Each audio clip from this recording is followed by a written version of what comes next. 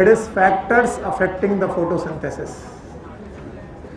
Last topic of the photosynthesis, it is factor affecting photosynthesis. और कल का paper कैसा हुआ?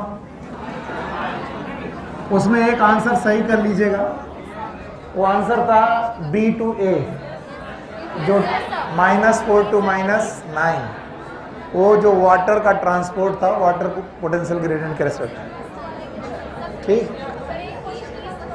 ईस्ट वाला सही है. ईस्ट वाले में क्वेश्चन ये था कि ह्यूमन सेल में, ध्यान सुनो, ह्यूमन साइकिल में कितना समय लगता? बोले 24 घंटे. 24 घंटे को पहले चेंज करो मिनट्स में, 60 गुणा कर दो. और फिर बोला गया कि ईस्ट की साइकिल में लगते हैं 90 मिनट. तो जितनी देर में ह्यूमन साइकिल कंप्लीट होगी, ईस्ट कितना कर लेगा? तो 24 गुणे 60 बटे 90, 3, 16. सिंपल था, आप दिमाग ही नहीं लगा पाए. ये 90 मिनट में चालू करता है, वो खत्म करता है वो 24 घंटे. तो 24 घंटे में इनकी एक साइकिल होगी, तो जितनी देर में इनकी एक साइकिल होगी उसमें ईस्ट की कितनी साइकिल हो जाएगी? तो पहले इसे मिनट में चेंज कर लो और फिर मिनट से डिवाइड कर दो, 16 आ जाएगा. तो 16 साइकिल में आपने 16 साइकिल कंप्लीट करनी है ईस्ट में. खैर, हमें बाकी क्वेश्चन पेपर में जो दिक्कत हो बता दीजिएगा. बाकी फैक्टर्स फिर से पढ़ लेते हैं. तो 2 प्रकार के फैक्टर्स हैं जो फोटोसिंथेसिस को अफेक्ट कर सकते हैं. एक है इंटरनल और दूसरे हैं एक्सटर्नल.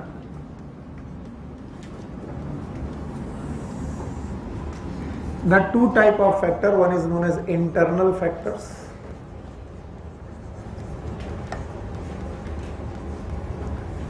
और दूसरे तरीके के फैक्टर हैं जिन्हें हम लोग बोलते हैं external factors.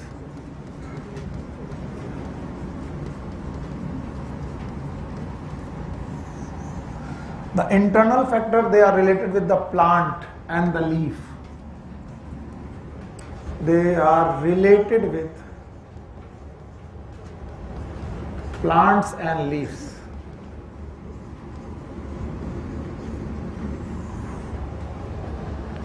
And the external factor, they are related with the environment.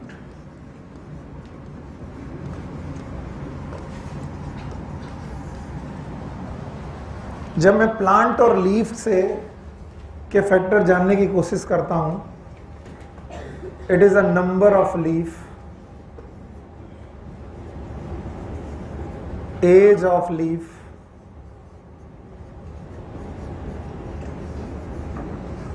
Size of leaf,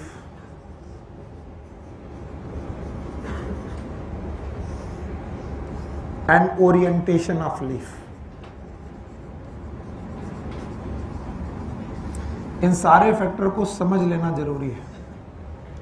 अगर पत्ती के नंबर ज्यादा हैं तो फोटोसिंथेसिस ऑब्वियसली ज्यादा होगी. अगर पत्ती एज में यंग है, नई पत्ती है, तो फोटोसिंथेसिस का रेट ज्यादा होगा. साइज ऑफ लीफ ज्यादा है तो नंबर ऑफ क्लोरोप्लास्ट भी ज्यादा होंगे पर यूनिट एरिया, तो फोटोसिंथेसिस ज्यादा होंगे. और अगर ओरिएंटेशन परपेंडिकुलर है सनलाइट के परपेंडिकुलर ओरिएंटेशन पे, फोटोसिंथेसिस ज्यादा. तो पहला कौन? Number, age, size.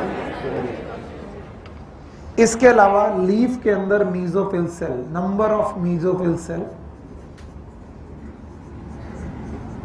Mesophyll cell जितनी ज्यादा, फोटोसिंथेसिस उतनी ज्यादा.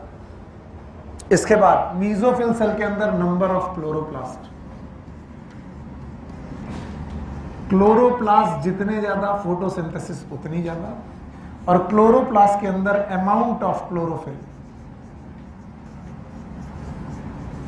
और एक भी लाइन में एनसीईआरटी के बाहर नहीं लिख रहा हूं, याद रखना. अमाउंट ऑफ क्लोरोफिल तो फोटोसिंथेसिस ज्यादा. And internal CO2 concentration. अब ये कौन सी CO2 है, ये जानने लायक है. ये वो CO2 है जो एटमॉस्फेयर में नहीं पाई जाती, सेल की मीजोफिल टिश्यूज में पाई जाती है. अगर सेल की एनाटॉमी आपको याद है तो ये थी मिडरिब, पैलिसेड, स्पॉन्जी। ये दोनों मीजोफिल है। यहाँ पर अगर कोई CO2 ट्रैप हो जाए तो ये CO2 रेस्पायरेशन के द्वारा पैदा हुई है। किसके द्वारा? एटमॉस्फेयर से पैदा नहीं हुई है, और ट्रैप है तो वो इंटरनल CO2 है। ये प्लांट की खुद की CO2 है जो प्लांट ने रेस्पायरेशन करके बनाई है। So there are so many factor which are internal factor. एक बार बोल दे रहा हूँ, number, age, size, orientation of leaf. Book में ये लिखा होगा।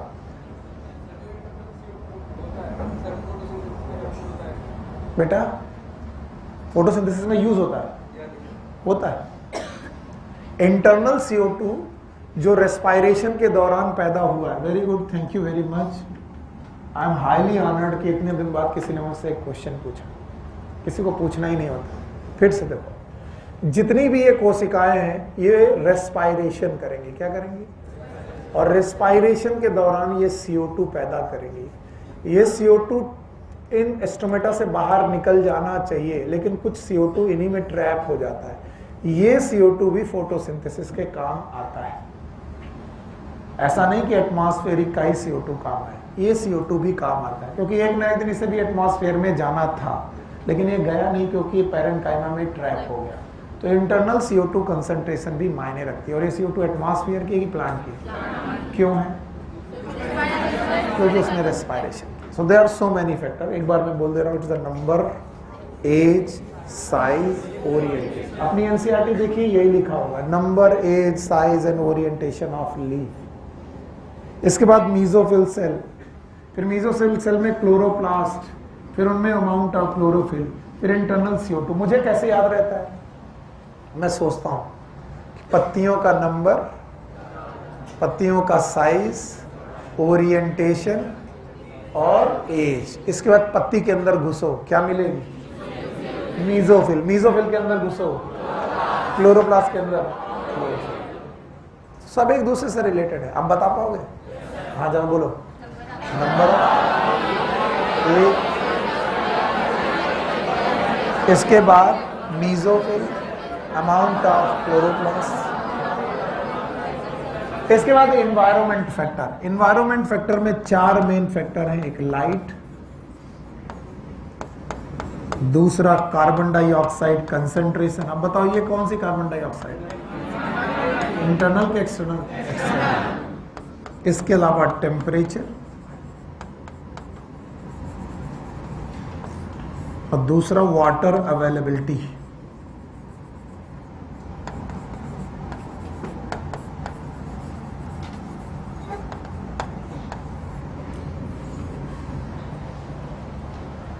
एक्सटर्नल फैक्टर में 4 factor, light, CO2 concentration, temperature and water availability. और अगर मैं इन सारे फैक्टर को जोड़ूं तो मेरे हिसाब से photosynthesis is a multi factorial process. Multi factorial process का मतलब, in this process many factors are involved. It is a multifactorial process. So photosynthesis में एक फैक्टर है कि मैनी फैक्टर है? Many factor. And all the chemical and biological, फिर से बोला, all the chemical and biological process which are if they are multifactorial, they follow Blackman's law of limiting factor. Blackman's law of limiting factor. इस दुनिया में जितने भी chemical या फिर बायोलॉजिकल प्रोसेस हैं जिनमें बहुत सारे फैक्टर इन्वॉल्व है, एक फैक्टर की बहुत सारे, उन सारे प्रोसेस में ब्लैकमैन्स का law of limiting factor apply होता है। The law of limiting factor applied in the multi factorial process. याद रहेगा? ठीक, हटा दे। चलो, फोटोसिंथेसिस में कितने प्रकार के फैक्टर? एक कौन? दूसरा? इंटरनल की लिस्ट याद है? एक्सटर्नल लिस्ट याद है? एक्सटर्नल कितने? इंटरनल याद है?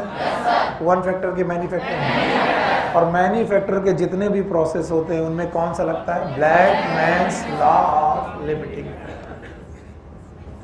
सो अब ये हमारे लिए बड़ी बात हो गई कि what is Blackman's law of limiting factor.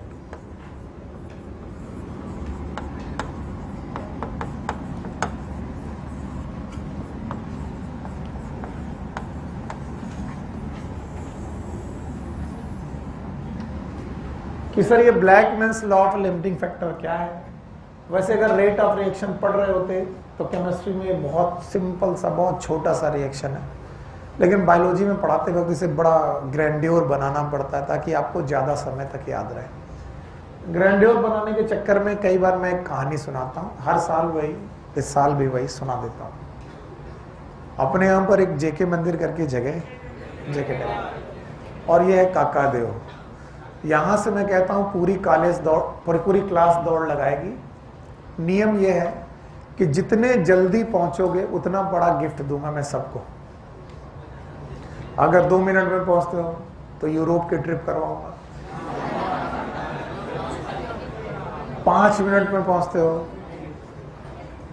तो चलो गोवा ले चलूंगा, 10 मिनट में पहुंचते हो तो मोती झील लेके चलूंगा, और अगर 20-25 मिनट में 25 मिनट में पहुंचते हो तो बदनाम चाय तक लेके चलूंगा। ओहो बड़ा अच्छा है, तुम्हारा तो तीर्थ स्थान है। और अगर आधे घंटे बाद पहुंचते तो कहीं नहीं ले जाएंगे। तो आप बताओ, जेके मंदिर पहुंचने की ट्राई बहुत तेज करोगे कि बहुत स्लो? तेज करोगे।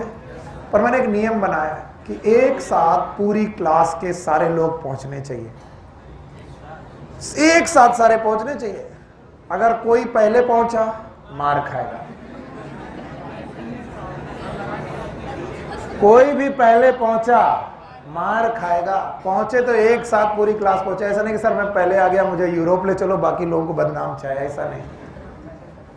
तो अब बताओ तुम्हारी क्लास की स्पीड फास्टेस्ट बंदे पे डिपेंड करेगी कि स्लोएस्ट? क्यों? क्योंकि जो फास्टेस्ट होगा पहले पहुंचेगा, गिफ्ट मिलेगा कि थप्पड़? तो थप्पड़ लेना, गिफ्ट लेना चाहेगा। तो गिफ्ट लेने चाहने पर क्या होगा? वो कहेगा कि जो सबसे स्लो चल रहा उसको तेज दौड़ाओ। अगर वो तेज दौड़ गया तो बाकी क्लास तो उससे तेज दौड़ गई। और एक बहन जी फंस गई जो कह रहे हाय राम, अब और बहन जल्दी भागो। तो बताओ पूरी क्लास की स्पीड सारे लोगों पे डिपेंड हुई कि एक पे? वो जो सबसे फास्टेस्ट था कि स्लोएस्ट? यही कहानी बहुत सारे फैक्टर्स पे डिपेंड करती है। There are so many factors, बहुत सारे फैक्टर्स हैं जो किसी भी रिएक्शन में इन्वॉल्व है। तो बताइए द रेट ऑफ रिएक्शन, बोलो क्या? The rate of reaction will depend upon the factor which is in highest concentration or the lowest. यानी lowest concentration मतलब limiting concentration। किस concentration में? अगर मैं इसकी concentration बढ़ा दूं limiting concentration की तो rate बढ़ जाएगा, और इसकी घटा दूं तो घट जाएगा। यानी वो बहन जी अगर स्लो दौड़ने लगे तो क्लास स्लो, और वो अगर फास्ट दौड़ने लगे तो क्लास फास्ट। नहीं आया। यानी रेट ऑफ रिएक्शन सारे लोगों पे डिपेंड हुई कि एक पे, जो फास्टेस्ट था कि स्लोएस्ट। वैसे ही लॉ ऑफ लिमिटिंग फैक्टर कहता है कि rate of reaction will depend upon किस पे? जो हाईएस्ट कंसंट्रेशन में कि लोएस्ट? हाँ लोएस्ट। पेज नंबर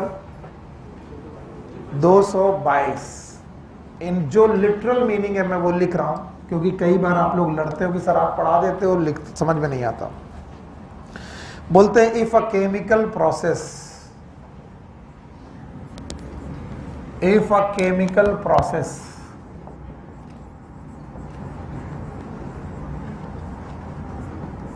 मैंने इसके आगे बायोलॉजिकल प्रोसेस भी लिख दिया, biological process. If a chemical और अ बायोलॉजिकल प्रोसेस, ठीक है, affected by more than one factor,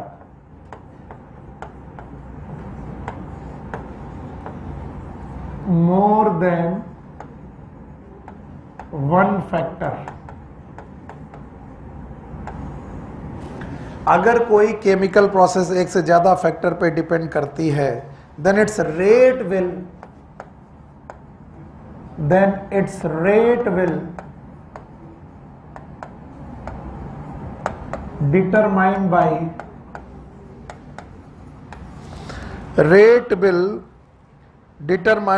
the factor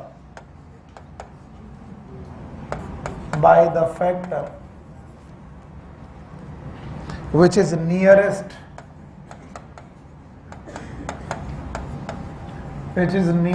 to its minimum या minimal, बातें की है, minimal value. It is the factor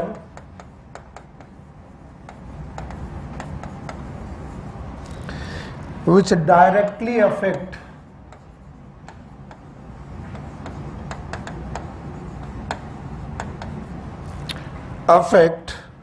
the process if quantity is changed.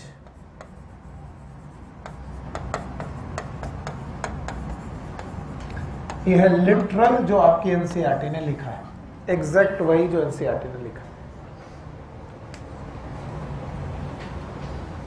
If a chemical process or a biological process affected by more than one factor, यानी rate Blackman's law of limiting factor हर जगह लगेगा कि बेटा multi factorial, उन process पे लगेगा जो प्रोसेस कैसे हैं, मल्टी फैक्टोरियल.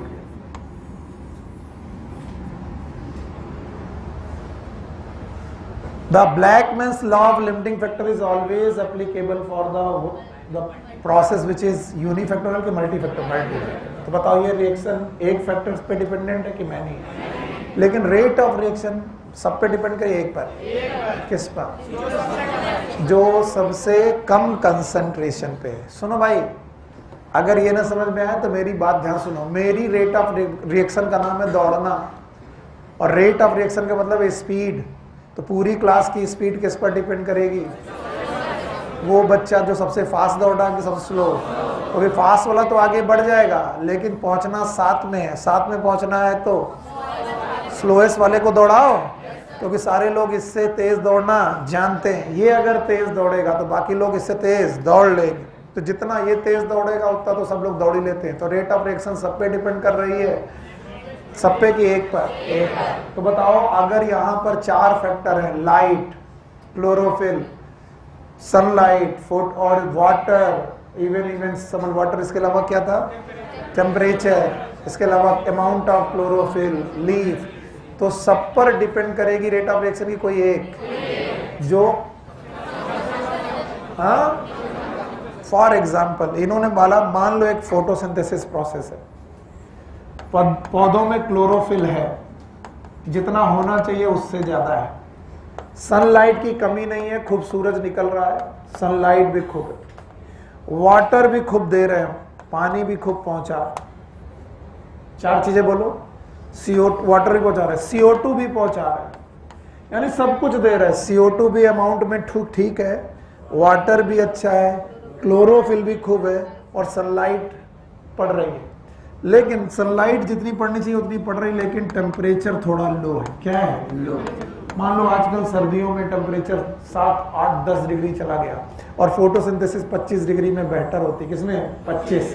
तो बताओ 7 डिग्री टेम्परेचर पे सारे लोग लिमिटिंग हुआ कि टेम्परेचर?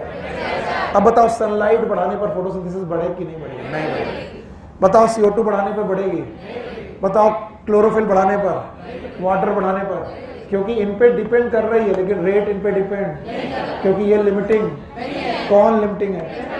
तुमने 7 से 8 किया, फोटोसिंथेसिस बढ़ गई. 8 से 10 किया, फोटोसिंथेसिस बढ़ गए. 10 से 20 किया, फोटोसिंथेसिस बढ़ गए. 20 से 25 किया, फोटोसिंथेसिस बढ़ गए. बताओ सारे लोगों पे डिपेंड कि एक लोगों पे? वो कौन है? टेम्परेचर. क्योंकि वो अपनी मिनिमम कंसंट्रेशन पे था. किस पे? मिनिमम. बताओ what is law of limiting factor? अब हटा दिया मैंने. What is limiting factor? It applicable of all the process which are multifactorial, whether it is biological or chemical. कोई भी biological और chemical process जो कैसा है, multifactorial, उस process पर क्या लगेगा? Law of limiting factor. फिर से बोलो. और इस प्रोसेस के अनुसार when a process depend upon more than one factor, जवाब दो, more than the rate of the reaction, rate of the reaction, फिर से बोलो, will depend upon the factor which is in its minimum concentration, maximum ki minimum. If we increase the concentration of this factor, the rate will increase. We decrease it, decrease. Okay? बताओ पूरी class की दौड़ किस पर depend करेगी? जो fastest था कि स्लोएस्ट? हाँ, स्लोएस्ट वाले को दौड़ाना चालू करो फास्ट, तो बेटा पूरी क्लास तेज दौड़ने लगेगी। इसका मतलब rate of reaction will depend upon the slowest. इन्हीं फैक्टर में से एक फैक्टर है लाइट।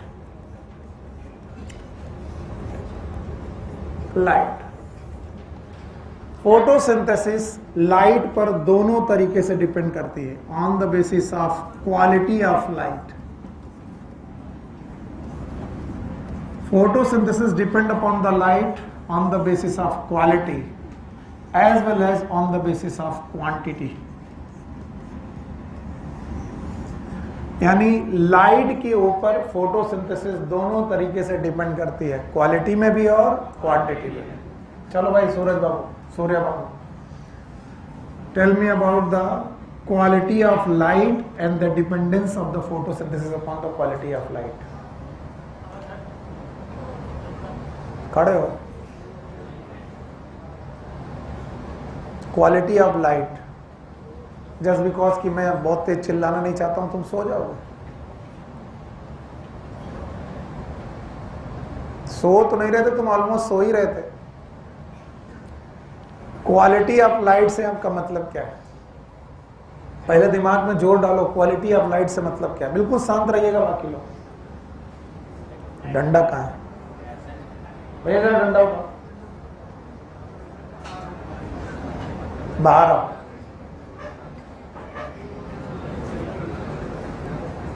बाहर आओ, बिल्कुल शांत रहिएगा, कोई और बताएगा नहीं। हेलो,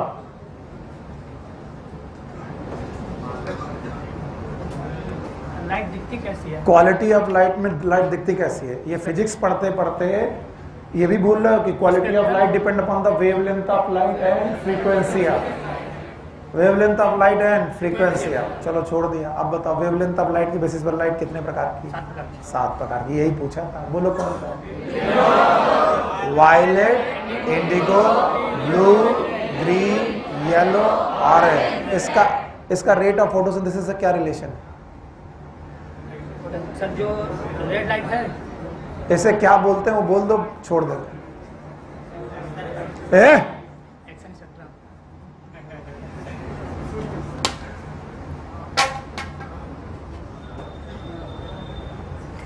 पढ़ा चुके हैं हम, अब चिल्ला के नहीं, हम डंडा मार के ही पूछेंगे। Violet, indigo, blue, green, yellow, orange, red. इधर ले रहे हैं रेट ऑफ फोटोसिंथेसिस। चाहे कुछ भी पढ़ा लो, हम घोंगा के घोंगा ही रहेंगे सर। याद है? ब्लू रीजन पे ज्यादा है, ग्रीन रीजन पे 0, ज्यादा की कम, रेड रीजन पर ज्यादा। किस दो रीजन में फोटोसिंथेसिस है? ब्लू है। मिनिमम कहाँ? ग्रीन। इस स्पेक्ट्रम का नाम याद है? बोलो, एक्सन स्पेक्ट्रम। TW एंगल में याद है? मर गया ये आदमी बता करके कि लाइट की क्वालिटी पर फोटोसिंथेसिस डिपेंड करती है। जब हमने पूछा तो ये जमा ही ले रहे थे। कुछ लोगों को एक क्लास समझ में नहीं आएगी कि सर क्या पढ़ाना चाहते हैं। क्या क्वालिटी ऑफ लाइट पे डिपेंड करती है? Best photosynthesis is in red light, not the blue. The best photosynthesis in red, second best minimum. ये ट्रांसपिरेशन नहीं है, ये फोटोसिंथेसिस है। सबसे बढ़िया फोटोसिंथेसिस रेड लाइट, उससे कम, सबसे कम ग्रीन। क्या क्वालिटी ऑफ लाइट पे डिपेंड करती है? क्वालिटी ऑफ लाइट में तो खैर सर एक्शन स्पेक्ट्रम पढ़ा दिया गया. Now the quantity of light it never depend, और I can say if the wavelength and frequency is constant, then the quantity of light depend upon the intensity of light. अब कुछ लोग बोलेंगे what is intensity of light? Intensity of light is number of photon per unit area. Flux सुने हो flux? किसी भी surface के perpendicular जितनी रेज गिर रही हैं ये फ्लक्स जनरेट करती हैं. अगर फ्लक्स ज्यादा हुआ, क्या ज्यादा हुआ? फ्लक्स, तो नंबर ऑफ फोटोन कम की ज्यादा, और नंबर ऑफ फोटोन ज्यादा तो इंटेंसिटी भी.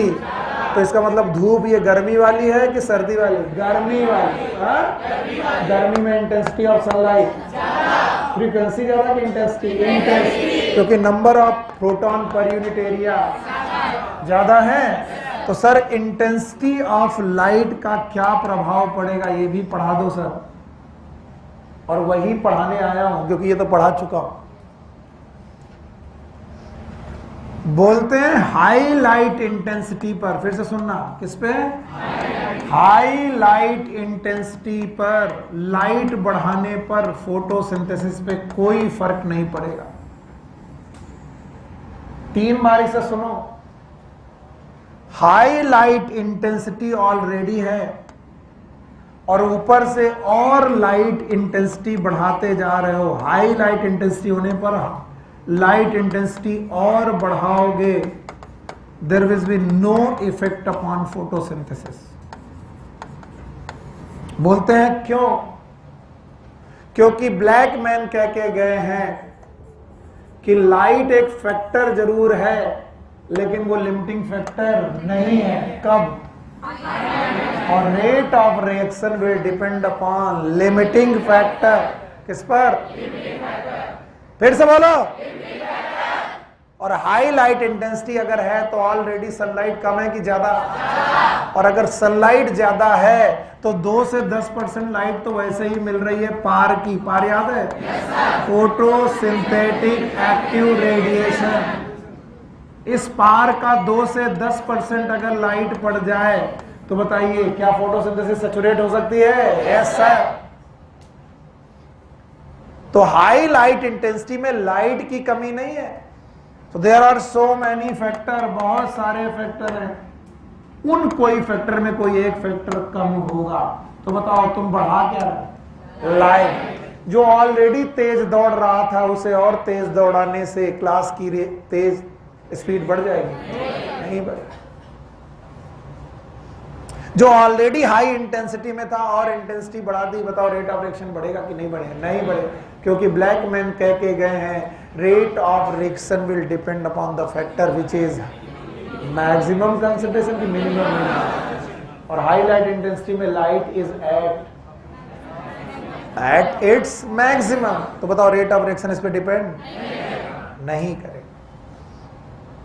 But if light intensity is, if light intensity is low,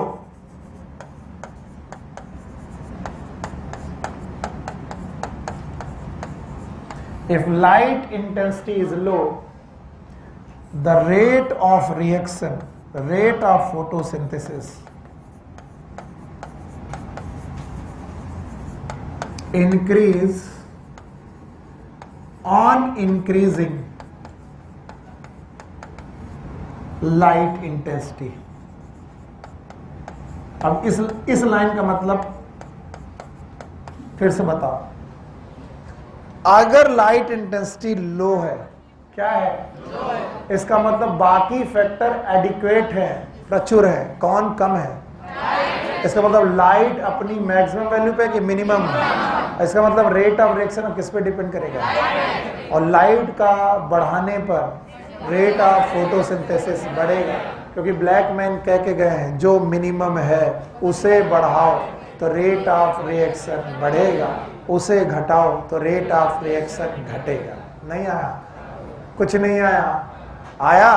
क्या बोला गया? अगर लाइट इंटेंसिटी ऑलरेडी ज्यादा है तो लाइट इंटेंसिटी बढ़ाने पर फोटोसिंथेसिस का रेट ना तो बढ़ेगा ना तो घटेगा. लेकिन अगर लाइट इंटेंसिटी कम है तो मतलब इसका मतलब लाइट इंटेंसिटी अपनी मैक्सिमम वैल्यू पे कि मिनिमम, इसका मतलब पूरे फैक्टर में लाइट इज लिमिटिंग। और लाइट अगर लिमिटिंग हो गई तो लिमिटिंग फैक्टर का अमाउंट बढ़ाओ तो रेट ऑफ रिएक्शन बढ़ेगा, लिमिटिंग फैक्टर का अमाउंट घटाओ तो रेट ऑफ रिएक्शन घटेगा। और वो इसे एक ग्राफ के हिसाब से पढ़ाते हैं। किसके हिसाब से? ग्राफ पढ़ाएं, वो ग्राफ बनाते हैं। सब लोग अपनी एनसीईआरटी में देखेंगे वो ग्राफ को। उन्होंने वाई एक्सिस पर रेट ऑफ फोटोसिंथेसिस ली है,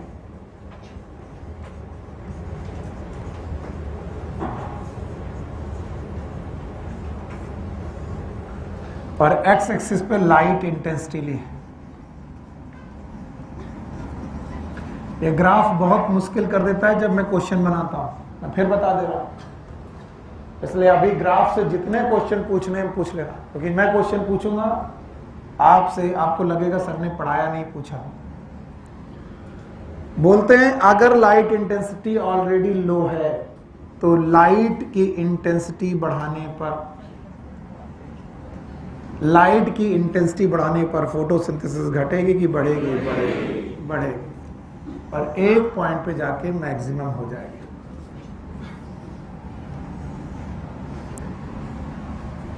और जिस पॉइंट पर रेट ऑफ फोटोसिंथेसिस मैक्सिमम हो जाएगी उसे हम लोग वी मैक्स बोलेंगे, maximum rate of the reaction.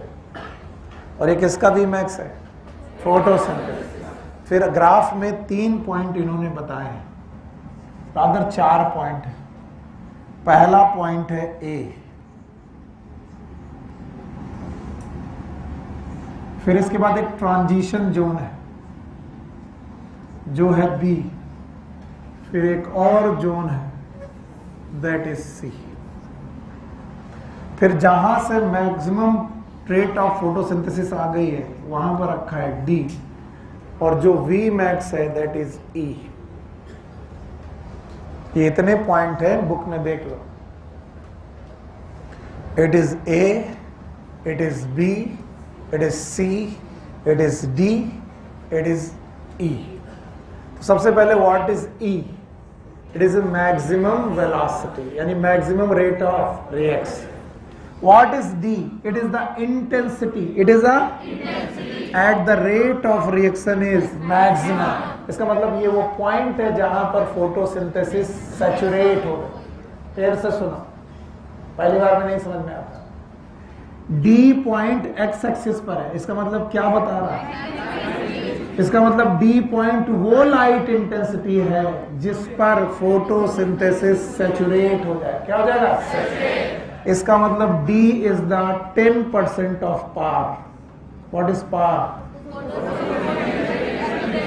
यानी कि अगर पावर का 10% लाइट भी आप पे पड़ जाए तो बताइए 10% आते आते आपकी फोटोसिंथेसिस सैचुरेट। कितनी लाइट चाहिए? 2 से 10% में मिनिमम की मैक्सिमम। तो लाइट इंटेंसिटी, वो लाइट इंटेंसिटी जिसमें फोटोसिंथेसिस मैक्सिमम हो जाए, तो E is maximum rate of reaction, D is 10% of light intensity. It is also known as saturation of sunlight. Now what is A? A is the slope. क्या है? slope, which depend upon the rate of photosynthesis upon the light intensity. क्या बढ़ा रहे हो? क्या बढ़ रही है? Rate of photosynthesis. और ये कब पॉसिबल था? Low light. इसका मतलब ये लो लाइट इंटेंसिटी जोन है। It is low light intensity zone. Low light intensity zone पर लाइट बढ़ाने पर फोटोसिंथेसिस बढ़ती रहेगी। And now the B, it is a transition. What is transition? जरा ध्यान से सुनना, ये पॉइंट सबसे मुश्किल है। ट्रांजिशन ये है कि बी वो पॉइंट है जहां पर लाइट अपना लिमिटिंग फैक्टर कम कर रही है, यानी लाइट लिमिटिंग से जा रही है कि मैक्सिमम पे? मैक्सिमम। अगर लाइट मैक्सिमम जा रही है तो कोई दूसरा फैक्टर क्या हो रहा है, लिमिटिंग। नहीं समझ में आया? सुनो, मान लो ए नाम का स्टूडेंट था जो सबसे स्लोएस्ट था। एक बिटिया थी बहुत स्लो दौड़ रही थी, हाय राम मुझसे नहीं हो पाएगा। तो पूरी क्लास उसको हाथ जोड़ रही थी कि आप बहन जी तेज दौड़ो तो बाकी लोग तेज दौड़ लेंगे। पर बिटिया मजाक कर रही थी, कह रही थी अच्छा मेरा मजाक करो। बिटिया एक्चुअली पीटी उषा है, यस, पर वो अपना मन में धीरे धीरे दौड़ रही। अचानक बिटिया बहुत तेज भागी, इतनी तेज भागी कि वो बाकी लोगों से फास्ट हो गई कि स्लो। अगर फास्ट हो गई तो पता चला बी नाम की जो बिटिया वो एक्चुअली स्लोएस्ट है। इसका मतलब ए ने अपना रेट घटाया कि बढ़ा दिया। तो जब उसके स्पीड के हिसाब से कोई दूसरा बंदा क्या हो गया, स्लो। अगर वो स्लो हो गया तो अब बताओ ए पर डिपेंड करेगा कि बी पर? अब यहां सुनो, लाइट लो इंटेंसिटी की थी तो लाइट बढ़ाते गए और लाइट पहुंच गई मैक्सिमम। किस पे गई? मैक्सिमम। अब लाइट बढ़ाओ, अब लाइट कितना भी बढ़ाओ, रेट ऑफ रिएक्शन क्यों नहीं बढ़ेगा? क्योंकि लाइट अब मिनिमम नहीं रहा, क्योंकि मिनिमम पर ही डिपेंड करता है। अब तुम कितना भी लाइट बढ़ाओ, रेट ऑफ फोटोसिंथेसिस, इसका मतलब लाइट वो फैक्टर नहीं बचा जिस पे रेट ऑफ रिएक्शन डिपेंड करे। क्यों नहीं बचा? क्योंकि रेट ऑफ रिएक्शन तो डिपेंड करता है मैक्सिमम पे कि मिनिमम पे।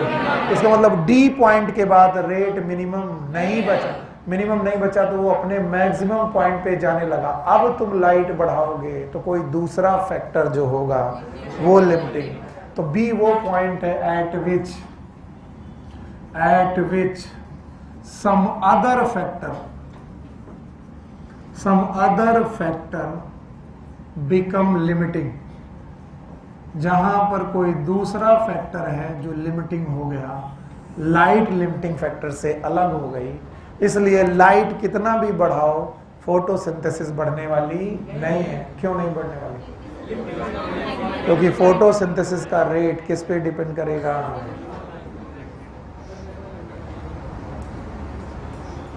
पता है, इसी वजह से तुम्हारा टीचर चिल्लाने लगा है। क्या करें सर, इतना स्लो पढ़ाते हो, बड़ा लोरी जैसा लगता है। पर मैं अब चिल्लाऊंगा नहीं, बट मेरी जिम्मेदारी थोड़ी ना है, तुम भी समझो। हम तो गाना भी गाएंगे बीच बीच में। नन्ही पैरी सोने हवा धीरे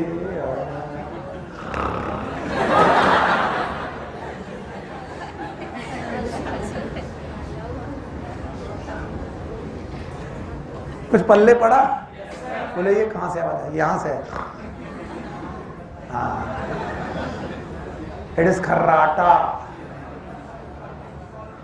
सर आज सच में बड़े टॉक्सिक लग रहे हो आप। आज मैं जानबूझ के आया हूं, चिल्लाऊंगा नहीं, ऐसे ही पढ़ाना कोशिश करूंगा। समझ में आया? नहीं आया? अरे नहीं बिटिया, तुम्हारी बुक में डायग्राम बना है, बुक नहीं पढ़ती हो? देखो क्या लिखा है, ए कहाँ लिखा है? लिखा है बी सी। हाँ, अब बताओ फोटोसिंथेसिस कमेल Blackman's law of limiting factor लगता है, लाइट पर डिपेंड करती है, दोनों तरीके से डिपेंड करती है, क्वांटिटी में भी क्वालिटी में भी डिपेंड करती है। बस इतनी सी बात बतानी है, क्वालिटी पे डिपेंड करती है। कौन सा स्पेक्ट्रम? Action spectrum.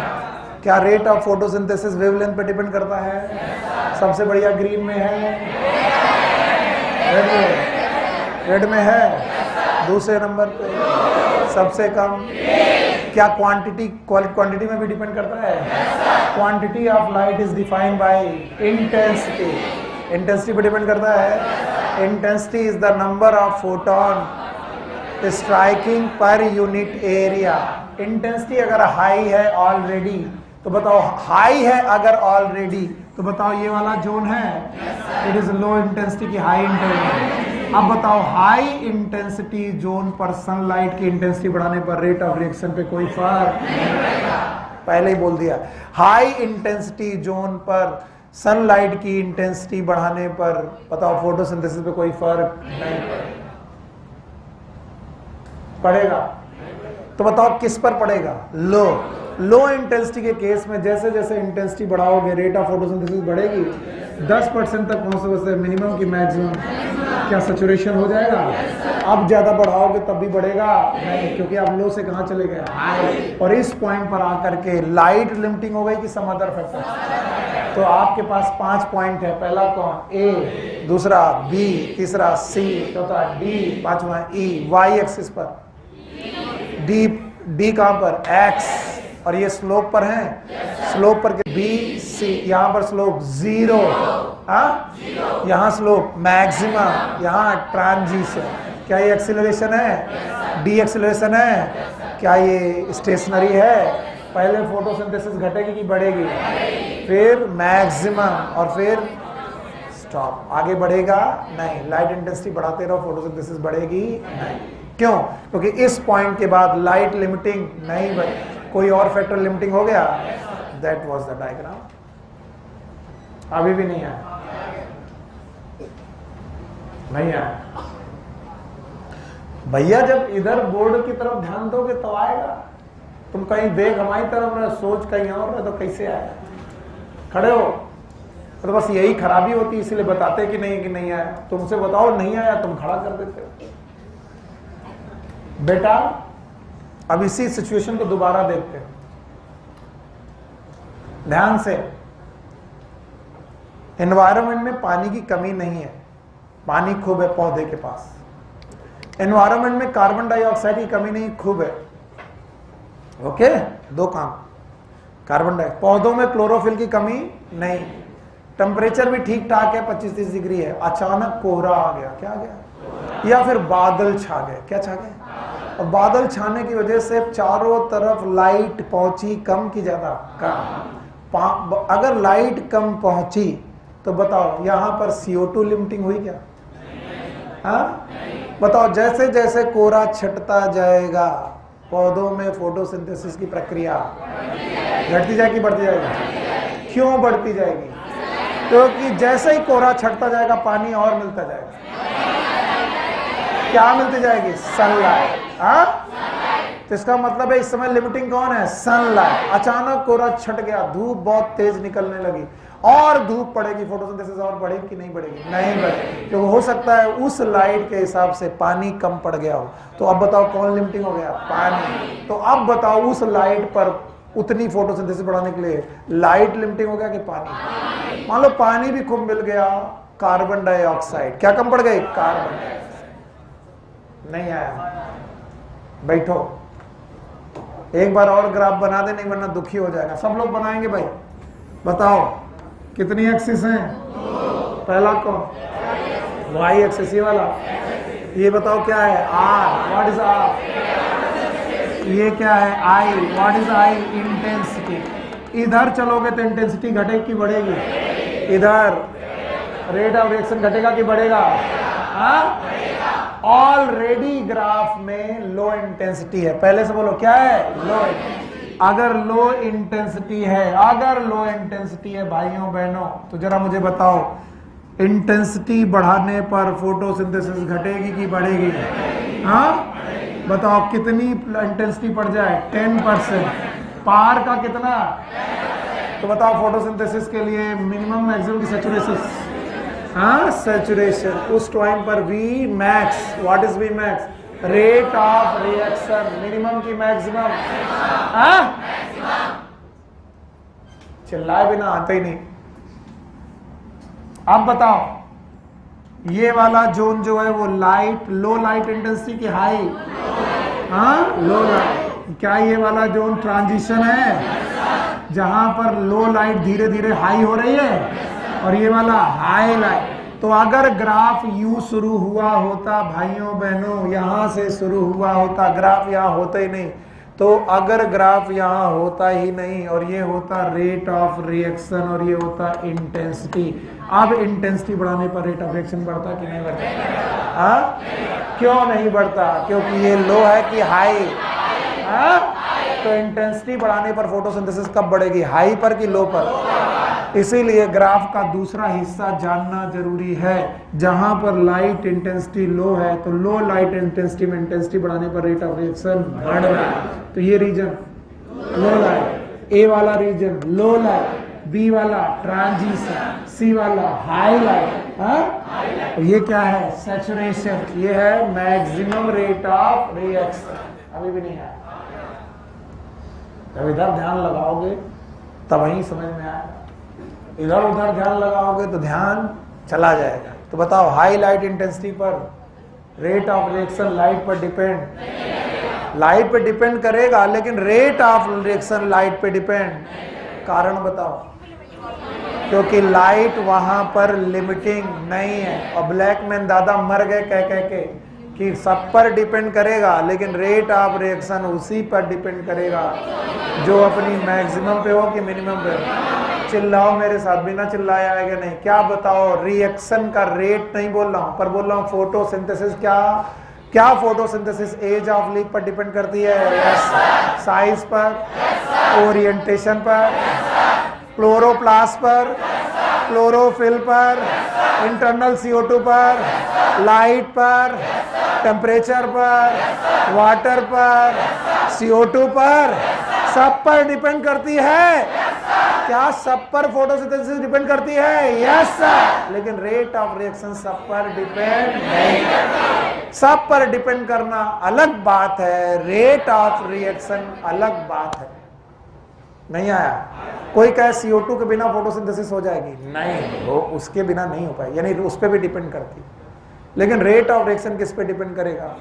सारे फैक्टर पर कि किसी एक पर?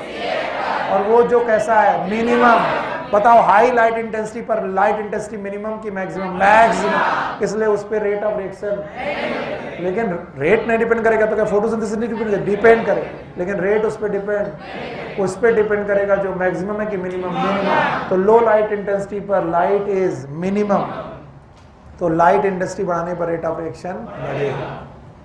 10% तक जाते जाते सैचुरेशन मैक्सिमम हो जाएगा। इसके बाद आप कुछ भी करो। आप जरा डायग्राम के सारे पॉइंट पढ़ाने, और जिनको जमाई आ रही है, मेरा दोस्त नहीं है बेटा, तुम टीचर नहीं, तुमको चाहिए लाउड स्पीकर और तुम्हें रामलीला सुननी, और कुछ नहीं। और यही हो गया हूं मैं। बताओ ये कौन सा है? डी। ये अच्छा, बाकी बताना है। ये वाला ए, ये वाला बी, और ये वाला। अभी सब पूछ रहा हूं मैं, ABC के काका। बताओ ये मिनिमम की मैक्सिमम? क्या मैक्सिमम रेट है? कब मिलेगा? जब बंदा 10%। क्या ये सैचुरेशन है? लाइट का सैचुरेशन 10% है। इसके बाद हाई लाइट की लो, हाई लाइट इंटेंसिटी है। सब अच्छे बच्चे, ये हाई लाइट इंटेंसिटी है ना? और ये वाला लो लाइट इंटेंसिटी है। बताओ, दो प्रकार के जोन है, एक हाई लाइट इंटेंसिटी और एक लो लाइट, और इसके बीच में सैचुरेशन है। सैचुरेशन पार है, और उसी बीच में कौन सी जोन? ट्रांजिशन। तो ये स्लोप हाई लाइट इंटेंसिटी पर है, यानी इंटेंसिटी हाई की लो इंटेंसिटी बढ़ाने पर रेट ऑफ रिएक्शन बढ़ रहा है धीरे धीरे मैक्सिमम। फिर आप कुछ भी बढ़ाओ। एक बात को जो 15 मिनट में खत्म कर देनी चाहिए थी, 5-7 मिनट में खत्म कर 20 मिनट लगा दिए। जब तक तुमको 5 बार ना बोला जाए, तुम्हारी आदत हो गई। सुनील सर से तो पढ़ना है, 5 बार ये बोलेगा तभी आएगा। पहली बार लाइटली लेते हो, ठीक है, चिल्लाने दो। पहली बार तुम सुनते नहीं, इधर उधर की बात करते हो। हाँ क्या लाए हो, खाने वाने में कुछ लाए हो? अभी सुनील सर को जाए बोलने दो, 5वीं बार समझ में आ ही जाए। और इससे बिजनेस में इफेक्ट होता गुरु। एक ही बार पढ़ाते, और जैसे एक बार पढ़ाएंगे बाहर निकलोगे, आज पता नहीं कि सर का क्या मूड था, कुछ समझ में नहीं है। अरे पगले, सर को उतना ही आता है, तुम्हारा दिमाग केंद्र पे नहीं है, तुम्हारा केंद्र से अलग अलग हट गया है। ये लाइट खत्म, लाइट के बाद क्या आया? CO2 concentration. CO2 कंसंट्रेशन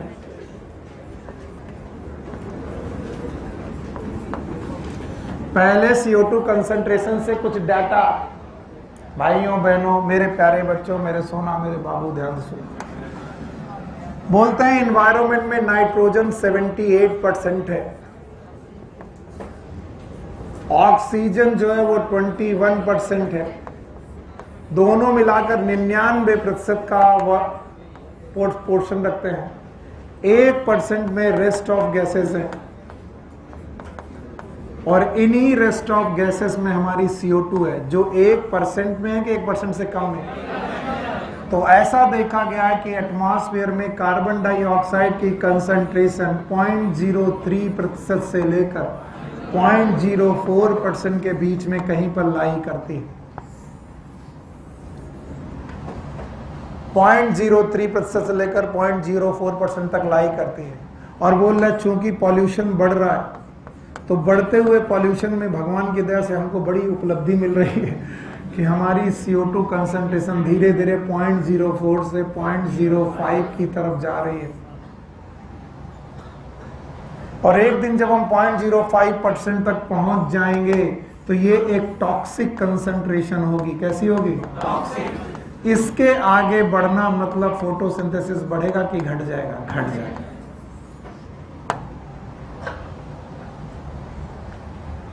बहुत सिंपल डाटा है जो यहां से उठाए गए। नाइट्रोजन कितना प्रतिशत? ऑक्सीजन 21, 78 में 21 जोड़ो 99, रेस्ट ऑफ द गैसेस। इसी में CO2 का परसेंट कितना? 0.03% से 0.04%। और बोलते हैं 0.03% से 0.04% के बाद भी CO2 बढ़ती ही जा रही है, क्योंकि हम लोग पॉल्यूशन, ग्लोबल वार्मिंग हो रही है। क्या ग्रीन हाउस गैसेस बढ़ रही हैं? ग्रीन हाउस गैसेस में सबसे बड़ी वाली, मम्मी वाली gas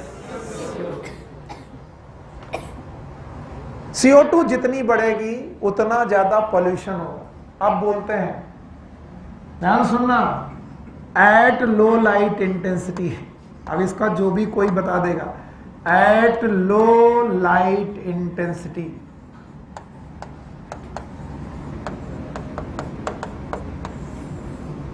on increasing carbon dioxide no effect will happen। इस क्वेश्चन का जवाब सारे लोग बताएं। क्यों? कुछ लोग बैठेंगे सर हमको नहीं समझ में आया, फिर से सुन लो। At on increasing CO2 concentration no effect। क्यों?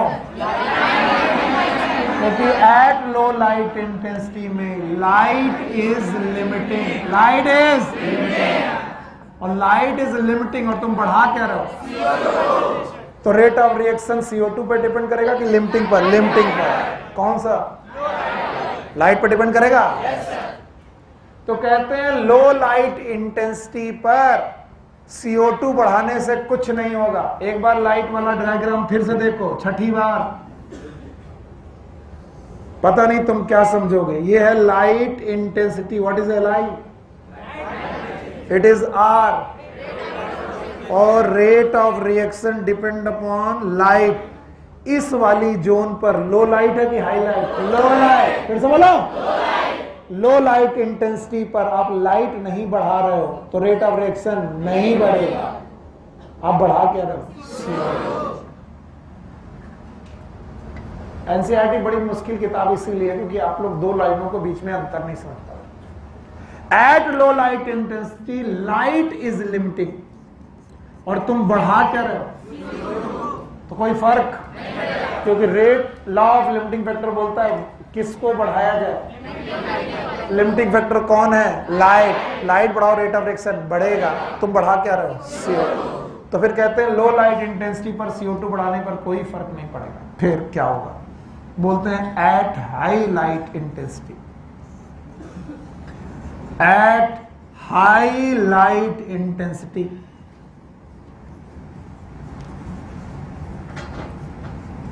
अगर लाइट इंटेंसिटी हाई हो गई, बताओ आप किस जोन पे आ गए? बताओ, ये लो लाइट था कि हाई लाइट? और ये लो लाइट था, ये क्या हो गया? High light. High light intensity आने पर लाइट बढ़ाने पर कोई फर्क, क्योंकि कोई दूसरा फैक्टर लिमिटिंग हो गया है। में भी ये फैक्टर कौन है? CO2। बोलो कौन? तो at high light intensity on increasing, क्या लाइट की CO2, because CO2 become limiting. मैंने यहीं पर लिखा था some other factor become limiting, याद आया? ये सम अदर फैक्टर क्या हो सकता है? CO2 या फिर वाटर या कुछ भी। यहां पर कौन है? CO2। तो at high light intensity on increasing CO2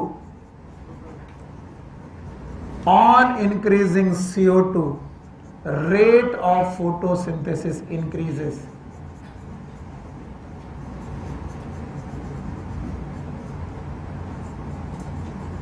graph में हम लोग इतने कच्चे होते हैं, PMT वाले खासकर, कि अभी इसी ग्राफ में कोई बच्चा मुझसे आकर पूछेगा कि सर अच्छा ठीक है, ये रेट ऑफ रिएक्शन, ये लाइट इंटेंसिटी, और यहां पर सर CO2 इंक्रीज कर रहे हैं, तो सर CO2 इंक्रीज कर रहे हैं तो ग्राफ सीधा क्यों जा रहा है? इसको फिर बढ़ना चाहिए। तो मैं कहूंगा क्योंकि ये ग्राफ किसके बीच में है? Light intensity. और अगर इसी जगह पर, ठीक इसी जगह पर, इसी कंसंट्रेशन ऑफ लाइट पे मैं दूसरा ग्राफ बनाऊं, और वो ग्राफ किसके किसके बीच में हो? रेट ऑफ, इसी जगह पे बना रहा हूं, इसी जगह पर रेट ऑफ CO2 कंसंट्रेशन पे, तो on increasing CO2 concentration the rate of reaction will increase. अब बताओ, ये ग्राफ और ये ग्राफ दोनों एक ही है कि अलग? ये किसके साथ है? Light intensity and rate. और ये कौन है? CO2। यानी इस पॉइंट पर आकर लाइट लिमिटिंग, कौन लिमिटिंग हो गया? CO2। तो CO2 बढ़ाने पर रेट ऑफ रिएक्शन बढ़ेगा, और इसका भी एक सैचुरेशन आएगा। No sir. और अगर इसका सैचुरेशन आ गया दोस्तों, तो इस पॉइंट पर मैक्सिमम हो जाएगा, और इस पॉइंट पर कोई अदर फैक्टर हो जाएगा। लाइट पहले से ही लिमिटिंग नहीं बचा, CO2 भी लिमिटिंग नहीं बचा, अब हो सकता है वाटर लिमिटिंग हो जाए। यस और नो? अभी नहीं आया? बताओ, अब ये लो लाइट इंटेंसिटी है कि हाई लाइट? तुम पागल हो। Now it is high light, ये भी हाई लाइट, लेकिन CO2 के रेस्पेक्ट में it is low CO2, high CO2। कुछ पल्ले नहीं पड़ रहा, यकीन मानो कुछ नहीं आ रहा है। मैंने पहले ही ग्राफ को लाइट के रेस्पेक्ट में यहां से कर दिया, इस किस जोन में पहुंच गए? High light. तो ये भी, ये भी, लेकिन इस हाई लाइट में CO2 कम, तो CO2 बढ़ाने लगे। तो बताओ ये क्या है? लो CO2, और ये हाई CO2। तो बोलते हैं अगर CO2 की कंसंट्रेशन 0.05% पहुंच जाए, कितना? इसके बाद अगर बढ़ाया तो बताओ फोटोसिंथेसिस बढ़ेगी कि नहीं बढ़ेगी? नहीं। तो कितनी जोन तक बढ़ेगी? 0.03 से 0.04, और कितना? तो यहां से 0.03 से चालू करेंगे और 0.05 तक जाएंगे। 5 पर क्या होगा? मैक्सिमम। उसके बाद भी CO2 बढ़ाई तो क्या हो जाएगा? टॉक्सिक। फोटोसिंथेसिस बढ़ने की बजाय घटने लगेगी। यस और नो? यस। सर नहीं, फिर से बताओ क्या बोला, एक बार और बताओ। बोल ले। भगवान तुम्हारे दिमाग में ताकत दे, ईश्वर करे कि आपको समझ में आ जाए। पहला ग्राफ किसके बीच में था? लाइट इंटेंसिटी और रेट। यहां पर CO2 कंसंट्रेशन में कोई फर्क, लाइट बढ़ाने चला, रेट ऑफ फोटोसिंथेसिस बढ़ा, इसके बाद लाइट मिनिमम की मैक्सिमम, लाइट लिमिटिंग, इस पॉइंट पे कोई और लिमिटिंग हुआ, वो कौन है? CO2 बढ़ने पर रेट ऑफ रिएक्शन बढ़ा, 0.03 से चला 0.04 तक, काफी मैक्सिमम हुआ, 0.5 के बाद अगर गए तो टॉक्सिक। पक्का? इसका मतलब और आगे बढ़ाओगे तो कंसंट्रेशन और बढ़ाने पर टॉक्सिक हो जाएगी, बजाय बढ़ने के क्या होगा? घट। पर बुक कहती है, भाइयों बहनों संभालो अपने आप को, बुक कहती है कि CO2 का इफेक्ट C3 और C4 दोनों में अलग अलग है।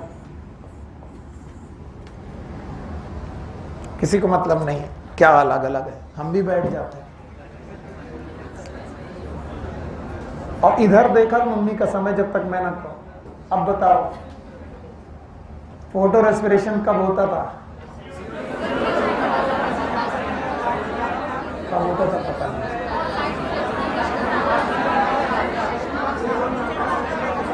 कुछ लोगों को फर्क नहीं पड़ रहा, जब होता होगा, हमको परेशान मत करो। फोटो रेस्पायरेशन कब होता था? जब CO2 ऑक्सीजन ज्यादा। और कैसे प्लांट में? C3 प्लांट में क्या होता है? Photo respiration. कब?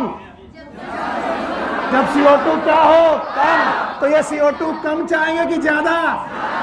इसका मतलब ज्यादा CO2 किसे चाहिए? C3 को। C4 को? मार पड़ेगी बेवकूफ, मजाक में ले रहे हो ऐसा। एक क्वेश्चन आएगा -4 -5। C3 कहता है कि मेरे अंदर डर है कि मैं क्या कर बैठूंगा, और ये तब होगा जब CO2 कम हो। तो मुझे CO2 कम क्या चाहिए? ज्यादा। इसका मतलब मैं CO2 सैचुरेशन कम में करता हूं कि ज्यादा में? ज्यादा में।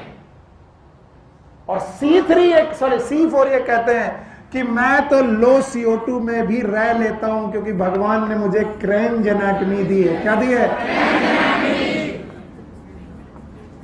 दी है। इसका मतलब आई नीड हाई CO2 की लो CO2। इसीलिए दोनों के CO2 सैचुरेशन पॉइंट एक अलग अलग के सेम अलग अलग। इसीलिए बुक बोलती है कि saturation of photosynthesis in C3 plant it will be 450 microlitre पर लीटर ऑफ गैसेस। L-1 दिया होगा, μL मतलब पर लीटर। 1 लीटर गैसेस में अगर कार्बन डाइऑक्साइड का 450 माइक्रोलीटर हो, तब जाकर सैचुरेशन आएगा किसमें? C3। और वहीं C4 प्लांट में सैचुरेशन 360 माइक्रोलीटर पर लीटर ऑफ गैसेस में हो जाता है। यानी कौन लो CO2 पे? C4। और कौन हाई CO2 पे? तो बोलते हैं पोल्यूशन अभी इतना नहीं बढ़ा। हाथ जोड़ रहे, क्योंकि NCERT की लाइन तुम संभाल नहीं पाओ। पोल्यूशन अभी इतना नहीं बढ़ा है कि CO2 कंसंट्रेशन 450 माइक्रोलीटर पर लीटर तक पहुंच सके। समझे? इसका मतलब सैचुरेशन अभी किसका नहीं आया है? C3। यानी इस समय पर सैचुरेशन की तरफ कौन बढ़ रहा है? C4 प्लांट, क्योंकि C4 प्लांट में सैचुरेशन हाई कंसंट्रेशन की लो। इस हिसाब से कार्बन डाइऑक्साइड लिमिटिंग किनके लिए नहीं है? C4। किसके लिए है? C3 के लिए। और घर में जाके बड़ा बड़ा अंडरलाइन करना जहां पर लिखा हो कि CO2 concentration of the present atmosphere is limiting for C3 plant. फिर से सुनो, C3 प्लांट कहते हैं कि मुझे CO2 ज्यादा चाहिए। अगर मुझे CO2 ज्यादा नहीं दी तो मैं क्या कर बैठूंगा? Photo respiration. इसलिए मेरी एडाप्टेबिलिटी है हाई CO2 में फोटोसिंथेसिस करने की। किसकी? C3 की। और C4 कहते हैं कि मैं लो CO2 कंसंट्रेशन में काम कर लेता हूं।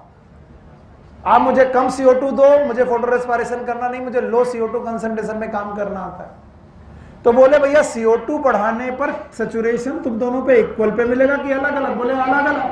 मेरे लिए सैचुरेशन 360 माइक्रोलीटर पर लीटर में हो जाएगा। अगर 1 लीटर गैसेस में कार्बन डाइऑक्साइड 360 माइक्रोलीटर है, तो याद रखना कौन सैचुरेट हो जाएगा? C4। लेकिन C3 कहते हैं मैं 360 माइक्रोलीटर में नहीं चाहिए सैचुरेट होगा, मुझे और चाहिए। कितनी चाहिए? 400। यानी बढ़ती हुई CO2 किसको फेवर कर रही है? यानी आने वाले टाइम पर कौन से प्लांट प्रचुर मात्रा में बढ़ जाएंगे? C3 बढ़ेंगे, C4 नहीं, C3। And what an paradox जगह में। एक बड़ा पैराडॉक्स है, सुनोगे तो आएगा, नहीं सुनोगे तो मरोगे। और एक पैराडॉक्स का मतलब विरोधाभास, कि CO2 जैसे जैसे बढ़ेगी ग्लोबल वार्मिंग बढ़ेगी। क्या बढ़ेगी? और ग्लोबल वार्मिंग बढ़ेगी तो टेम्परेचर, और हाई टेम्परेचर पर C3 सर्वाइव। कर पाएगा नहीं। कौन बढ़ेगा? C4। तो टेम्परेचर के रेस्पेक्ट में लगता है कि आने वाला समय किसका है, और CO2 कंसंट्रेशन के C3 का। तो वैज्ञानिक अभी कंफ्यूज हैं कि पता नहीं आने वाले समय पे C3 ज्यादा होंगे कि C4। पर फिलहाल आज की CO2 कंसंट्रेशन किसके लिए लिमिटिंग है, किसके लिए सैचुरेशन नहीं है? किसके लिए सैचुरेशन नहीं है? C3। किसके लिए सैचुरेशन की तरफ C4? तो किसके लिए लिमिटिंग है? क्या ये एनसीईआरटी में लाइन मिली? अंडरलाइन करो।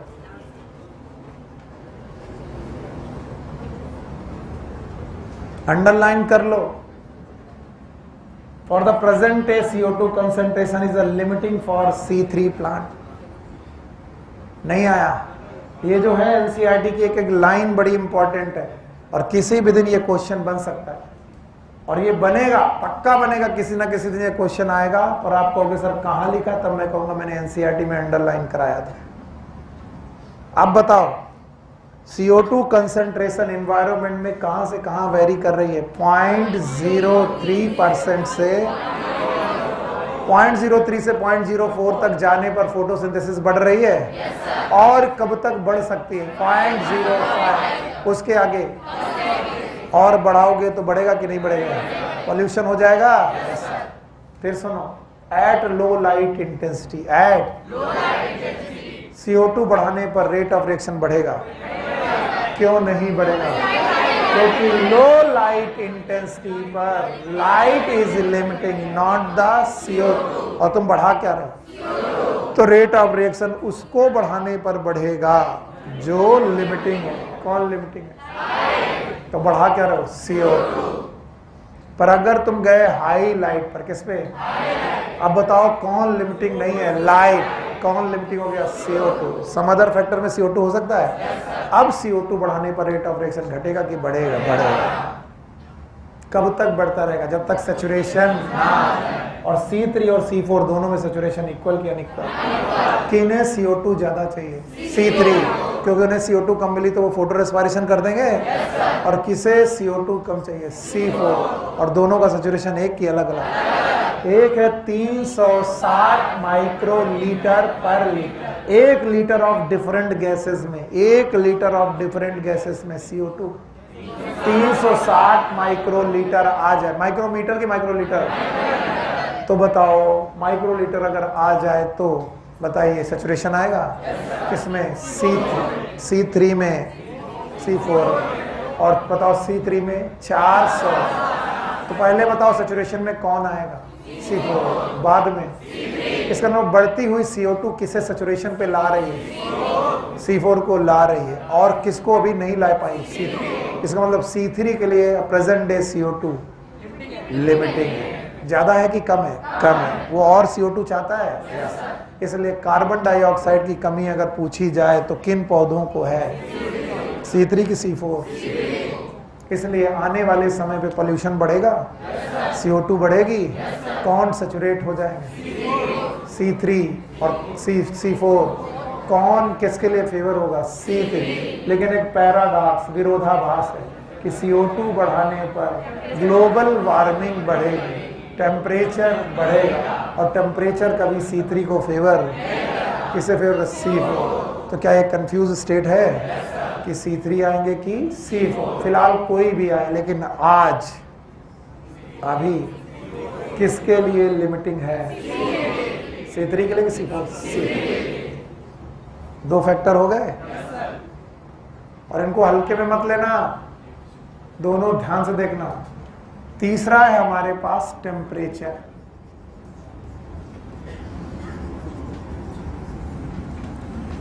तीसरा फैक्टर है टेम्परेचर।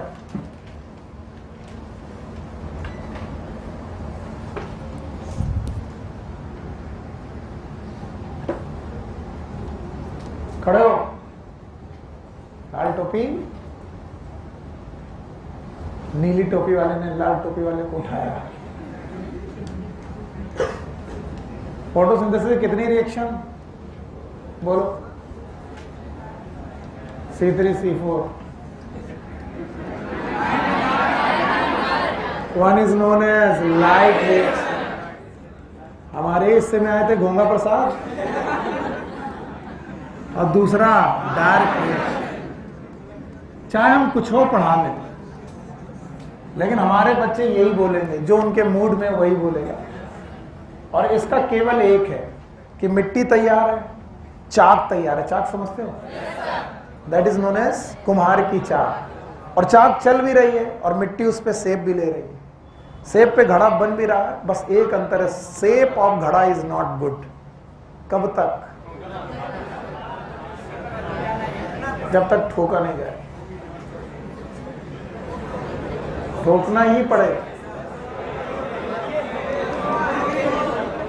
और अगर ठोक दिया जाए सही ढंग से तो एकदम घड़े की सेप बहुत बढ़िया है। अब भाई 2 घंटा आप पढ़ेंगे, कितनी रिएक्शन? तो बोलो सर एक कौन सी? लाइट। अरे लाइट रिएक्शन ग्रेना के स्ट्रोमा, डार्क रिएक्शन। ध्यान सुनना, बहुत ध्यान से। स्ट्रोमा वाली जो रिएक्शन है in the presence of enzyme, enzyme की प्रेजेंस में है। And enzymes are temperature dependent, temperature dependent. Enzyme temperature dependent होते हैं, यस और नो? बैठ जाइए। अब कौन कौन कौन कौन? हाँ बेटा खड़े हो।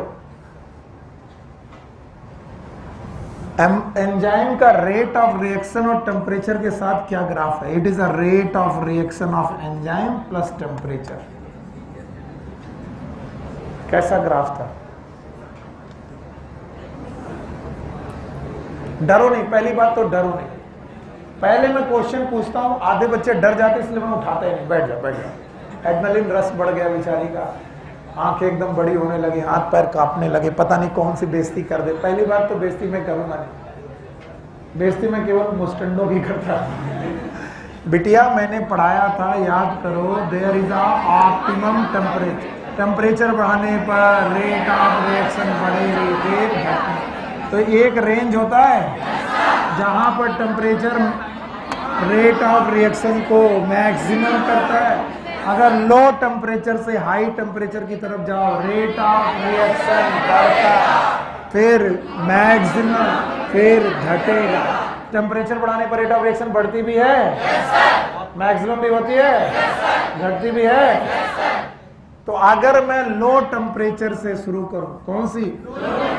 तो मैं बताओ ग्राफ में इधर से शुरू कर रहा हूं, टेम्परेचर बढ़ाने पर रेट ऑफ रिएक्शन ऑप्टिमम पर, टेम्परेचर बढ़ाने पर रेट ऑफ रिएक्शन ज्यादा बढ़ेगा, ऑप्टिमम के बाद टेम्परेचर बढ़ाने पर रेट ऑफ रिएक्शन। और ये उन पर डिपेंड करेगा जहां एंजाइम, इसीलिए रेट ऑफ रिएक्शन में टेम्परेचर का रोल लाइट रिएक्शन में ज्यादा कि डार्क? तो dark reaction is more affected by temperature change.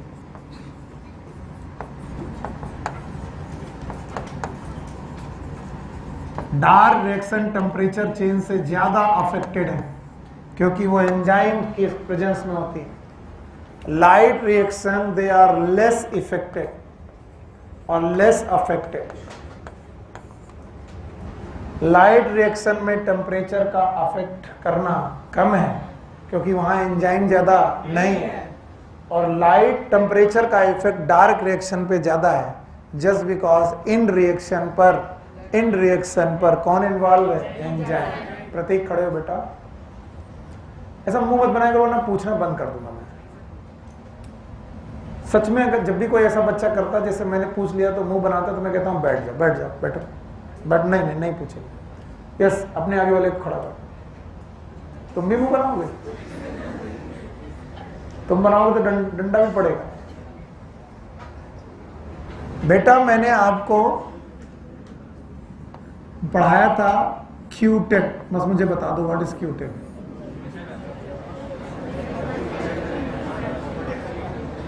Potential. Aanchal, what is क्यूटेट? Yes,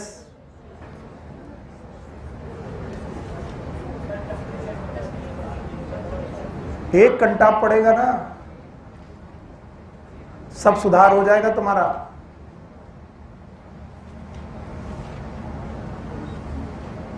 mega. What is Q10? हर 10 डिग्री टेम्परेचर बढ़ाने पर रेट ऑफ रिएक्शन डबल होती है। अगर वो रिएक्शन किस पे डिपेंड कर रही है? एंजाइम पर। तो ये Q10 वाली बात लाइट रिएक्शन पे लगेगी, डार्क? डार्क।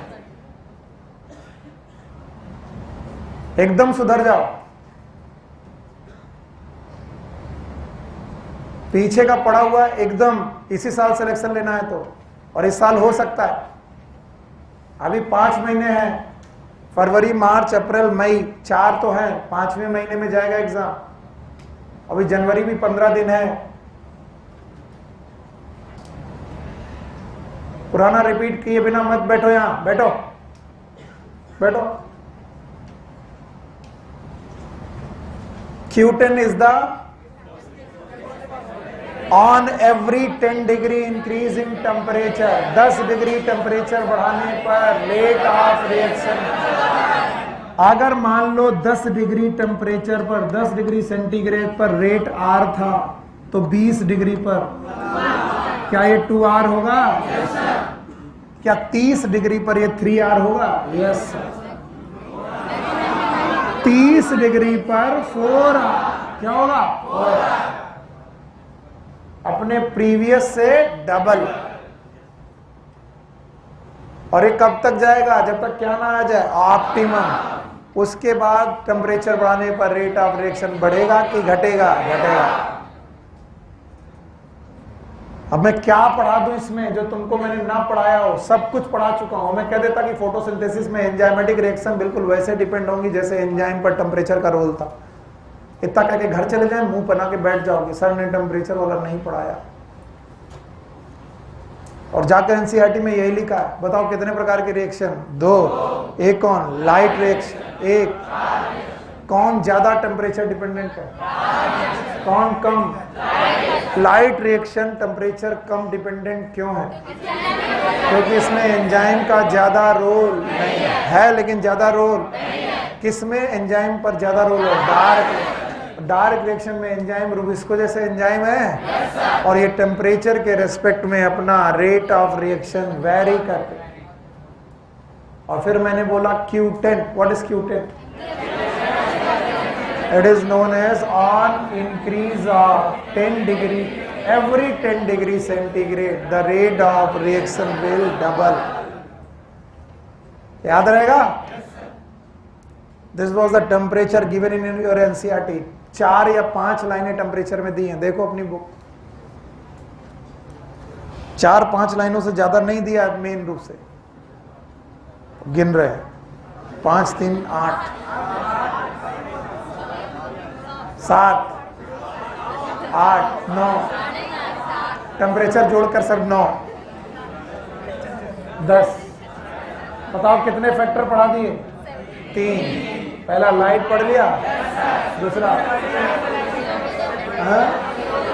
CO2 पढ़ लिया, तीसरा टेम्परेचर, चौथा वाटर अवेलेबिलिटी। वाटर अवेलेबिलिटी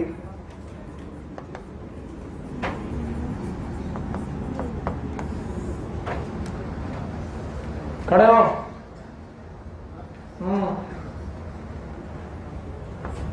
इसका जवाब दो। Why photosynthesis and transpiration they are compromise. Photosynthesis and transpiration ये कंप्रोमाइज क्यों है? बिल्कुल बाकी लोग शांत रहेंगे। Photosynthesis and transpiration are compromise.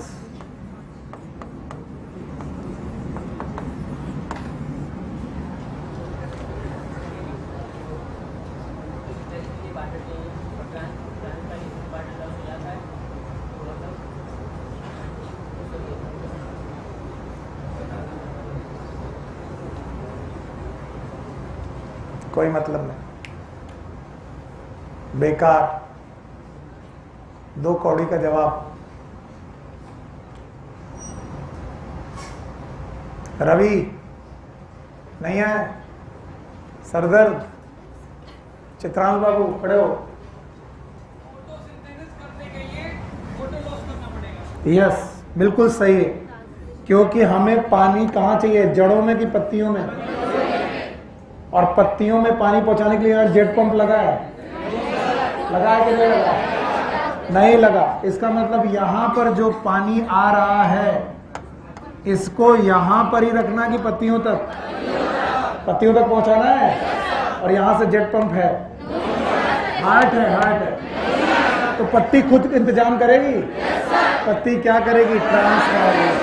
Transpiration करेगी। यहां से ट्रांसपायरेशन पुल पैदा होगा, वो पानी को खींचेगा, लगभग 98% वाटर लॉस हो जाएगा। ट्रांसपायरेशन में जो 2% बचा है उसका 1% किसमें आएगा? फोटो से। तो बोलते हैं पानी की जनरली कमी नहीं होती, जनरली पानी is not a limiting factor, लेकिन वाटर की अवेलेबिलिटी कभी कभी कम हो जाती है। बोले कब? Rate of transpiration is more than rate of absorption. तो जितना पानी पिया जा रहा है उससे ज्यादा निकाला। बैठिए। तो फोटोसिंथेसिस करने के लिए पानी यहां पहुंचाना पड़ेगा। तो बोलते हैं वाटर अवेलेबिलिटी डायरेक्टली ज्यादातर समय पर कोई रोल नहीं शो करती। No role directly. Water availability कभी भी डायरेक्टली फोटोसिंथेसिस पे ज्यादा रोल नहीं फॉलो करती, पर इनडायरेक्टली इसका रोल बहुत तगड़ा है। इसका रोल इनडायरेक्टली बहुत तगड़ा है। क्या तगड़ा है? खड़े हो। हाँ, कि मान लो वाटर एब्जॉर्प्शन है कम और वाटर ट्रांसपिरेशन है ज्यादा, तो पौधे में एक स्थिति पैदा होगी, उसका नाम स्ट्रेस कंडीशन पैदा होगी। कौन सा? और इस स्ट्रेस कंडीशन में विल्टिंग नहीं होगी, एक हार्मोन निकलेगा ABA। What is ABA?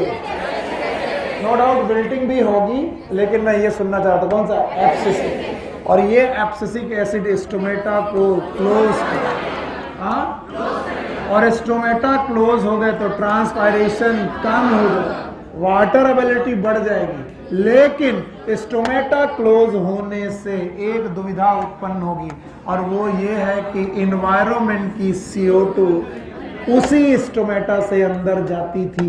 तो अगर स्टोमेटा बंद है तो CO2 अंदर आएगी कि नहीं आएगी? और CO2 अगर अंदर नहीं आई तो बताओ कार्बन डाइऑक्साइड और वाटर जुड़कर फोटोसिंथेसिस कर पाएंगे? तो वाटर की अवेलेबिलिटी तो फिर भी मेंटेन कर ली गई। कैसे? एब्जॉर्प्शन उतना ही और ट्रांसपिरेशन कम। कैसे कर लिया गया? एब्सिसिक एसिड ने किसको बंद कर दिया? स्टोमेटा बंद कर दिया, ट्रांसपिरेशन कम। जो वाटर था वो अवेलेबल हो गया, लेकिन वाटर अवेलेबल करने के चक्कर में स्टोमेटा बंद हो गए, और स्टोमेटा बंद हो गए तो क्या आना बंद हो गया? और CO2 आना बंद हो गया तो फोटोसिंथेसिस चलेगी कि नहीं चलेगी? और ये क्वेश्चन 2 या 3 साल पहले नीट में पूछा गया। 3 साल पहले नीट होने लगा था, 1 साल हुआ नीट, और बोला गया कि वो स्टोमेटा जिनसे वाटर वेपर बाहर निकल रही है, यही क्वेश्चन है, ध्यान से सुनना, उन्हीं स्टोमेटा से CO2 अंदर आती है, और दोनों एक दूसरे के आवागमन में कोई भी टेंशन, कोई भी रुकावट पैदा क्यों नहीं करते? इसलिए पैदा नहीं करते क्योंकि वाटर अपनी हायर कंसंट्रेशन से लोअर कंसंट्रेशन की तरफ जा रहा है, और CO2 अपने हायर से लोअर की तरफ जा रहा है, और दोनों का हो रहा है डिफ्यूजन। बोलो क्या नाम? और दोनों का डिफ्यूजन खुद पे डिपेंड करता है, किसी दूसरे पे डिपेंड। तो तुम चाहे जितना बाहर निकल जाओ, मैं तो अपनी हायर से लोअर और तुम अपने हायर से लोअर, इसका मतलब दोनों का डिफ्यूजन कोएफिशिएंट सेम है कि अलग अलग? और दोनों का डिफ्यूजन कोएफिशिएंट किसी पे डिपेंड नहीं। This was the brilliant question कि जिस स्टोमेटा से वाटर वेपर बाहर आ रही है उसी स्टोमेटा से CO2 अंदर जा रही है, लेकिन बाहर आती हुई वाटर वेपर कभी अंदर जाती हुई CO2 को नहीं रोकती। क्यों? क्योंकि ये डिफ्यूजन है, मास फ्लो नहीं है। क्या नहीं है? मास फ्लो में तो सब लोग एक ही स्पीड में बढ़ते हैं, और डिफ्यूजन में लोग बढ़ते हैं 5 चीजों पे डिपेंड होकर। याद है? बोलो। Concentration, kinetic energy, temperature, pressure और साइज। किसकी? दूसरे की, खुद की? खुद की कंसंट्रेशन, खुद का pressure, high pressure to low pressure, high temperature to low, high concentration to low concentration, high से लो। किसके? दूसरे की, खुद की। इसका मतलब दोनों का डिफ्यूजन कोफिशिएंट सेम है कि अलग अलग, और सब अपने डिफ्यूजन कोफिशिएंट की तरफ जा रहे हैं। यानी कि अगर मेरे पास परफ्यूम है और मैंने परफ्यूम ओपन किया, तुम्हारे पास सड़ा हुआ अंडा है, तुमने उसे फोड़ा, तो मेरे परफ्यूम की वजह से तुम्हारे सड़े अंडे की बदबू मेरे पास नहीं आएगी। इसलिए जो लोग क्या करते हैं, चूहा मरने पर रूम फ्रेशनर डालते हैं, उससे कोई फर्क? रूम फ्रेशनर डालने पर थोड़ी देर क्यों फर्क पड़ता है? क्योंकि उस समय पर रूम फ्रेशनर की कंसंट्रेशन ज्यादा, तो अडॉप्टेबिलिटी के अनुसार आपका रूम फ्रेशनर थोड़ी देर के लिए ज्यादा इफेक्ट मारता है, लेकिन थोड़ी देर बाद कहानी वही की वही। तो इत श्री तृतीयोध्याय। बोलो वृंदावन बिहारी लाल की। फोटोसिंथेसिस खत्म। रेस्पायरेशन नहीं,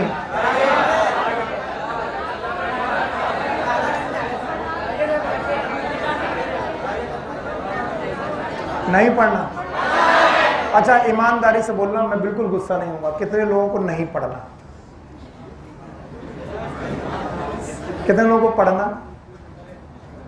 अरे बच्चे, कितने लोग कंफ्यूज हैं? पढ़ा दोगे तो पढ़ लेंगे, नहीं पढ़ा। हमें मालूम है तुम्हारा पढ़ाना ना पढ़ाना तुम्हारे मूड पे डिपेंड करता है, मेरे मूड पे डिपेंड नहीं करता। It is just like a diffusion coefficient. Yes, आज बोगेम्बो खुश है, जाओ खुश रहो।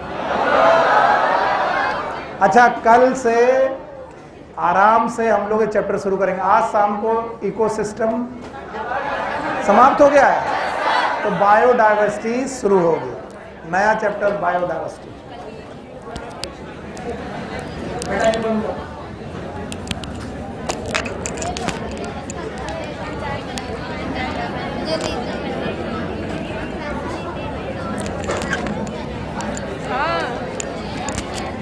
पेपर लियो ना।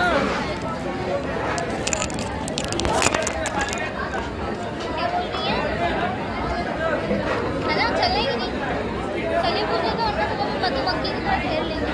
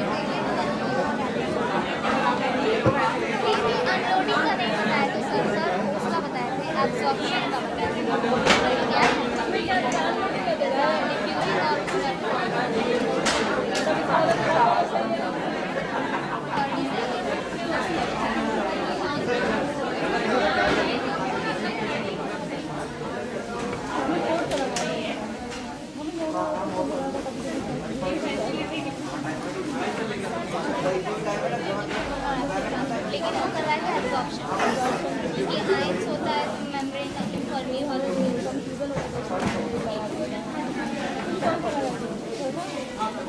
ट्रांसफर लगा के हमको